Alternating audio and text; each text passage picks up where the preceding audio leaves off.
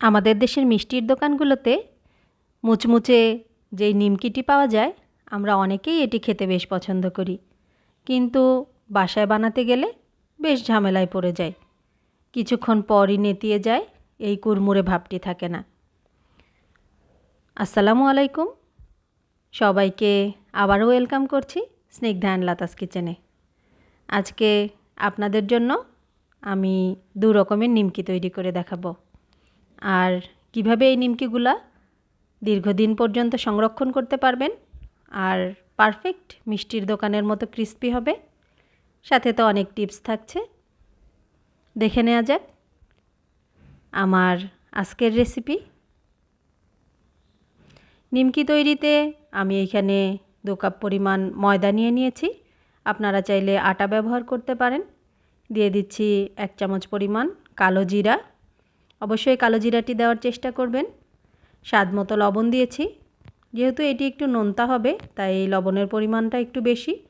আর সামান্য পরিমাণে চিনি দিয়েছি, 1/2 চামচ পরিমাণ। এটি ব্যালেন্স করার জন্য অবশ্যই দেওয়ার চেষ্টা করবেন। সবগুলো শুকনো উপকরণ আমি হাত দিয়ে খুব ভালোভাবে মিশিয়ে নিচ্ছি। এরপর অ্যাড করছি 2 টেবিল চামচ পরিমাণ রান্নার তেল। তেলের সাথে ময়দাটি খুব ভালোভাবে মিশিয়ে নিচ্ছি। এই কাজটি একটু ধৈর্য সহকারে কিছুক্ষণ সময় নিয়ে করতে হবে। আর এভাবে চেপে চেপে দেখতে হবে। যখন এভাবে দলা পাকিয়ে যাবে তখন বুঝে নেবেন যে আপনার মাখানো পারফেক্ট হয়েছে। এই পর্যায়ে নর্মাল টেম্পারেচারের সামান্য পরিমাণে পানি দিয়ে আস্তে আস্তে আমি ডোটি তৈরি করে নিচ্ছি। পানিটি খুবই অল্প অল্প পরিমাণে দিবেন। এই ডোটি কিন্তু একটু শক্ত হবে, একেবারে নরম করা যাবে না। রুটির চেয়ে একটু শক্ত ডো তৈরি করতে হবে। সামান্য পরিমাণে তেল দিয়ে আমি এটিকে 10 মিনিটের জন্য রেস্টে রেখে দিব। 10 মিনিট রেস্টে রাখার পর ঠিক এরকম হয়েছে। একেবারে খুব বেশি সফট হবে না।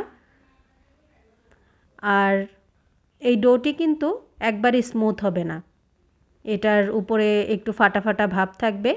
এটি নিয়ে টেনশনের কোনো কারণ নেই। ডোটি একটু শক্ত করে করতে হবে যেন ক্রিস্পি হয়। আমি 3টি লেচি কেটে নিয়েছি ডোটি থেকে। এবার পাতলা করে একটি রুটি বেলে নিব। রুটিটি খুব বেশি গোল হওয়ার প্রয়োজন নেই, আঁকাবাঁকা হলেও কোনো প্রবলেম নেই। আস্তে আস্তে বেশ বড় করে পাতলা করে রুটিটি বেলে নিতে হবে। আপনারা দেখে থিকনেসটি বুঝে নেবেন। এরপর আমি একটি কাটারের সাহায্যে আস্তে আস্তে কেটে নিচ্ছি। আমি এখন আপনাদের নিমকির ছোট যে নিমকিটি পাওয়া যায় বাজারে, সেটি করে দেখাচ্ছি। এভাবে আমি শেপ তৈরি করে নিয়েছি। আপনারা চাইলে যে যার ইচ্ছা মতো শেপ তৈরি করে নিতে পারেন। রুটিটি বেলার সময় আমি কোনো তেল বা বাড়তি ময়দা বা আটা ব্যবহার করিনি। বাড়তি আটা ময়দা ব্যবহার করলে নিমকিগুলো পুড়ে যাবে, আর তেল ব্যবহার করলে উঠে আসতে চাবে না। এখন আমি আপনাদেরকে আরও একটি শেপ তৈরি করে দেখাচ্ছি। প্রথমে আটাটিকে এভাবে চেপে চেপে একটু বড় করে নিয়েছি। এরপর বড় আকারের একটি রুটি বেলে নিয়েছি। আমি একটি কাচের গ্লাস ব্যবহার করছি এটিকে কাটার জন্য। আপনারা যে কোনো কাটার দিয়েও কাটতে পারেন, অথবা ছোট ছোট ডো করে এরকম ছোট ছোট রুটিও তৈরি করে নিতে পারেন। এক একজন এক এক পদ্ধতিতে তৈরি করেন। সবগুলো কাটার পর এভাবে আস্তে করে বাড়তি অংশটি আমি উঠিয়ে ফেলছি। এভাবে কেটে নিলে সবগুলা নিমকি একই সাইজের হবে, এই জন্য আমি এভাবে কেটে নিয়েছি। আপনারা চাইলে ছোট রুটি তৈরি করেও দিতে পারেন। এভাবে 4 ভাঁজ দিয়ে আলতো করে মাথাটা একটু চাপ দিয়ে দিতে হবে, তাহলে একটু ফুলের মতো হয়ে যাবে, দেখতেও সুন্দর লাগবে। আমি 2-1টি একটু ছোট বড় করে ভাঁজ দিয়েও নিয়েছি, দেখতে সুন্দর দেখার জন্য ফুলের পাপড়ির মতো হবে। একে একে আমি বেশ কয়েকটি তৈরি করে নিয়েছি। এরপর চুলায় একটি প্যান বসিয়ে পর্যাপ্ত পরিমাণে রান্নার তেল দিয়ে দিচ্ছি। নিমকিগুলোকে অবশ্যই ডুবো তেলে ভাজতে হবে। প্রথমে একটি দিয়ে আমি চেক করে নিচ্ছি তেলটি ভালোভাবে গরম হয়েছে কি না। যখন নিমকি উপরে ভেসে উঠবে তখন বুঝতে পারবেন যে আপনার নিমকি বানানো পারফেক্ট হয়েছে। দেখুন সবগুলো নিমকি তেলের উপরে ভেসে উঠেছে। এই কাজটি একটু সময় নিয়ে করতে হবে। ভাজার সময় চুলার আঁচ অবশ্যই মিডিয়াম লোতে রাখবেন। কিছুক্ষণ পরপর নেড়েচেড়ে দিতে হবে, তা না হলে উপর থেকে পুড়ে যাবে আর ক্রিস্পি ভাবটা হবে না। দেখুন আস্তে আস্তে মিডিয়াম লো আছে। আমি প্রথমেই ছোট নিমকিগুলো ভেজে নিচ্ছি। এরকম গোল্ডেন ব্রাউন কালার হয়ে আসলে তেল ঝরিয়ে উঠিয়ে নিতে হবে। তেল ঝরিয়ে আমি একটি ডিশে কিচেন টিস্যুর মধ্যে নিয়ে নিচ্ছি যাতে বাড়তি তেলটা না থাকে। এরপর আমি এই নিমকিগুলো আপনাদেরকে ভেজে দেখিয়ে দিচ্ছি। একটি একটি করে দিয়ে দিতে হবে। এটিও ঠিক একইভাবে মিডিয়াম লো আছে। আর এই নিমকিটি ভাজতে আরও একটু বেশি সময় লাগবে, যেহেতু এটি 4 ভাঁজ করে দেওয়া, ভিতরটা সহজ যেন ক্রিস্পি হয়ে যায়, তাই একটু ধৈর্য সহকারে এই কাজটি করতে হবে। আস্তে আস্তে নেড়ে চেড়ে দিচ্ছি। এটিও যখন গোল্ডেন ব্রাউন কালার হয়ে আসবে বুঝতে হবে নিমকি হয়ে গেছে। এবার আমি একটি ডিশে নিয়ে নিয়েছি।